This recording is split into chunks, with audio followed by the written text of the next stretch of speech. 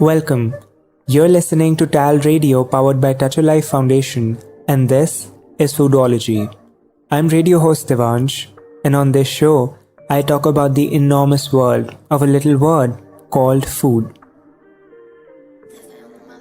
Whether it's corn dog, sweet corn soup, creamed corn, or plain old buttered and boiled corn on the cob, this grain is the staple of the land of liberty. Corn, also known as maize, is a starchy grain that comes as a kernel on a cob covered by a husk. Corn is one of the most popular grains in the US that sometimes get a bad rep because it has a lot of natural sugar and carbs. This makes a perfect snack for movie nights or parties. Dried and ground into flour, its seeds become cornmeal for tortillas, chips, and crackers. This crop originated in the Americas and is one of the most widely distributed of all of the world's food crops. Corn is used as livestock feed, as human food, as biofuel, and as raw material in different industries. In fact, the US is the world's largest corn-growing country, producing 40% of the world's corn. But you'd be surprised to know that only a tiny fraction of this corn in the US directly feeds the nation's people. And much of that is used to form high fructose corn syrup. Sounds familiar, right?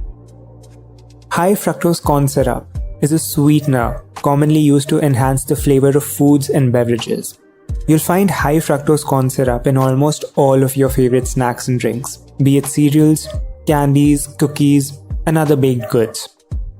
But diets rich in high fructose corn syrup have been linked to health concerns, including fatty liver, high triglycerides, high blood sugar, and increased risk of type 2 diabetes.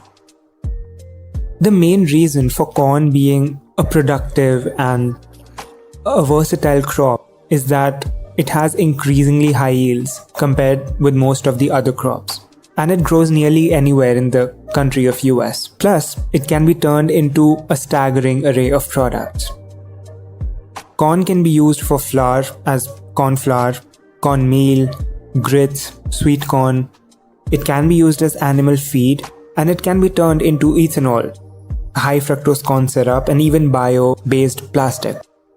Well, you'd be surprised to know that even though this super grain had been present on the planet since the dawn of cultivation, it wasn't known to the whole world up until the age of exploration. Corn was first domesticated by the native people of Mesoamerica in southern Mexico around 10,000 to 9,000 years ago. Corn as we know it today looks very different from its wild ancestor. The ancient cob was less than 1/10 of the size of the modern corn. Corn was first cultivated from teosinte, which is a grass native to Mesoamerica. Over the years, farmers bred the plant into a staple crop. Maize production took off and it spread across America. Being native to the Americas, it was a staple crop before the arrival of the Europeans throughout much of North America, since it was really the only grain available for large-scale agriculture.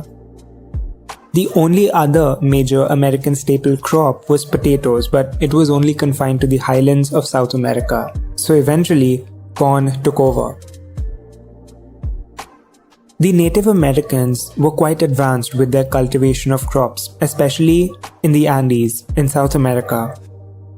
They experimented with different crops and different techniques to have an abundance of food in case there was a famine or disease. Kind of like a food insurance. They grew huge amounts of crops all over Andes at different altitudes. They turned the Andes into a gigantic terraced field.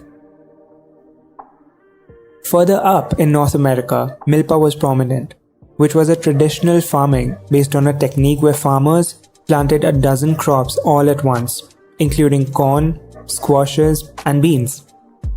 These are called the Three Sisters, which are nutritionally and environmentally complementary. Okay, but why is this all relevant? Hear me out. The corn leaves protect the beans from high and hot rays of sunlight while providing them a stalk to grow on. Meanwhile, the vines from the squashes trap all the rainwater, preventing erosion of the fertile soil. The beans also fix nitrogen from the atmosphere into the soil to help the crops grow better. This genius strategy applied by the Native Americans saved them from famines and other extreme conditions. The three sisters were planted all across North. When Christopher Columbus came and returned back to Europe, Europeans initially shunned this plant, and when European crops failed to grow on American soil, they were forced to adapt to this staple. Soon, corn crossed the Atlantic Ocean.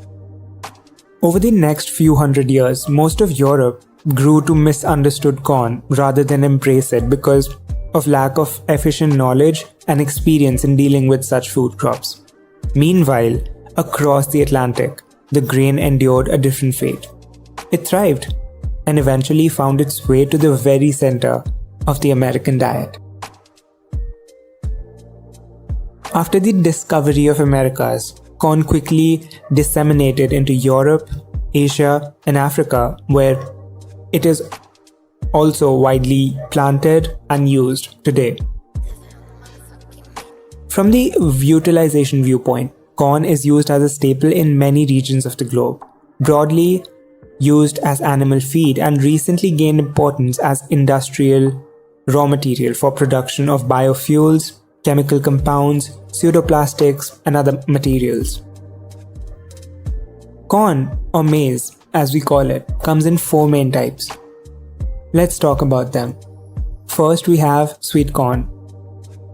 A hot cup of boiled sweet corn or sweet corn roasted over charcoal with butter, lemon, and spices seems to be the perfect fit for a long drive on a rainy day.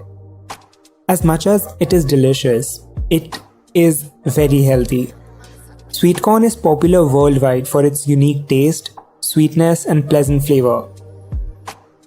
Sweet corn is a variety of maize that has higher sugar content than other corn varieties. It is also called sugar corn and pole corn. Sweet corn plants are taller and have fuller leaves.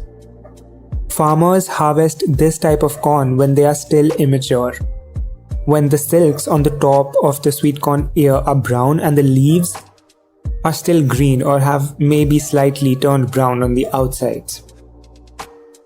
When this type of corn matures, the sugar content turns into starch. Therefore, it is not possible to store sweet corn for a longer period, and hence it is consumed fresh always. It is a part of our new age super diet and is widely used in the culinary world for making salads, pizza toppings, sugar syrups, etc. The next type of corn we have is popcorn. Popcorn is a variety of corn which expands and puffs up when it's heated. The grains of popcorn are used to make a popular snack food of the same name at many sporting events and movie theaters, where it has been served since the 1930s. Earlier, it was only prepared in salty and buttery forms, but today there are so many flavors available ranging from candy, caramel, chocolate, peanut butter, masala, cheese, and whatnot. Popcorn's popularity increased rapidly in the 1890s with Charles Creter's invention of the popcorn maker. He was a Chicago candy store owner and had created a number of steam-powered machines for roasting nuts and applied the technology to corn kernels. And therefore, we had our popcorns. The science behind popping of the corn is quite simple. Let me explain. As the oil and water within the kernel are heated, they turn the moisture into pressurized steam, kind of like a pressure cooker where the cooker is the grain. Under these conditions, the starch inside of the kernel gelatinizes, softens, and becomes pliable. The internal pressure of the entrapped steam continues to increase until a breaking point is reached, where the hull is broken by this pressure and the corn pops. Flint corn. Flint corn is a kind of corn that is different from other types as having a shinier and harder appearance with a range of colors from white to red. Its shape is small and rounded, and its cultivation is relevant in some countries such as US and Mexico. The greatest use of this variety of corn exists in feeding humans and animals, but not directly. Given the hardness and thickness of its outer layer, this variety is used to make coarse corn flour such as semolina, polenta, and gruel. Dent corn. Dent corn is characterized by a depression in the crown of the kernel caused by unequal drying of the hard and soft starch making up the kernel. It is often used as livestock feed, in industrial products, or to make processed foods. Dent corn is frequently referred to as field corn. It's either white or yellow. These kernels contain both hard and soft starch that become indented at maturity. Corn is one of the simplest grains out there, which is consumed in most of the major cuisines of the world.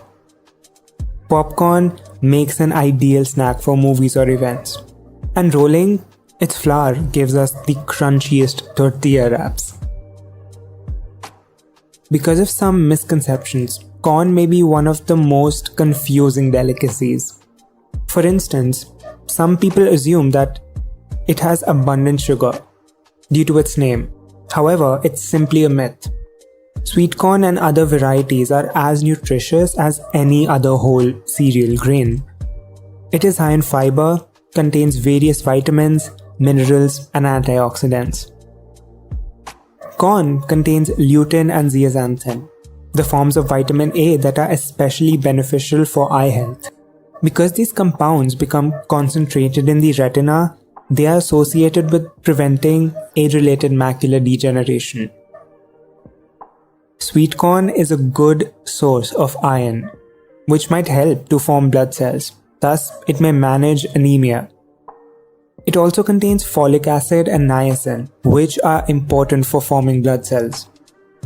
Corn contains resistant starch, which might help to lower the blood sugar levels in people with type 2 diabetes. Resistant starch might be beneficial for rising blood sugars after eating food. This might be because sweet corn gets absorbed slowly, thus stabilizing the sugar in the blood. Corn can also help to alleviate digestive problems such as constipation and hemorrhoids due to it being a whole grain. Duh. Many studies have found that corn was significantly better than wheat in relieving constipation. Dietary fiber may help bulk and soften stools and can promote regular elimination. And to surprise you even further, cornstarch is used in making many of the cosmetic products and may also be applied topically to soothe skin rashes and irritation. These products with cornstarch can be used to replace the carcinogenic and comedogenic petroleum products, which are major components of many cosmetics. Corn is an incredibly versatile crop. Many people roast it on charcoal, boil it, or use it in other dishes. A significant number of people enjoy popcorn. And sweet corn is becoming popular day by day and can be used in preparations like vegetables, special soups, creams, pastes, sweets, pizzas, salads, and so many other dishes. You can eat it in any way that you prefer. However, consuming anything in excess can be harmful, so be mindful of how much sweet corn you are eating. Corn, as we know it today, would not have existed if it wasn't for the humans that cultivated and developed it thousands of years ago. It's a human invention, a plant that does not exist naturally in the wild but was created by humans.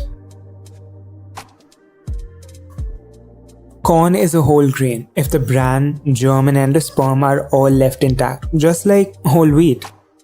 If the corn is milled to remove the bran and the germ, then it is a refined grain. In the recent years, we have seen this staple's uses expand greatly.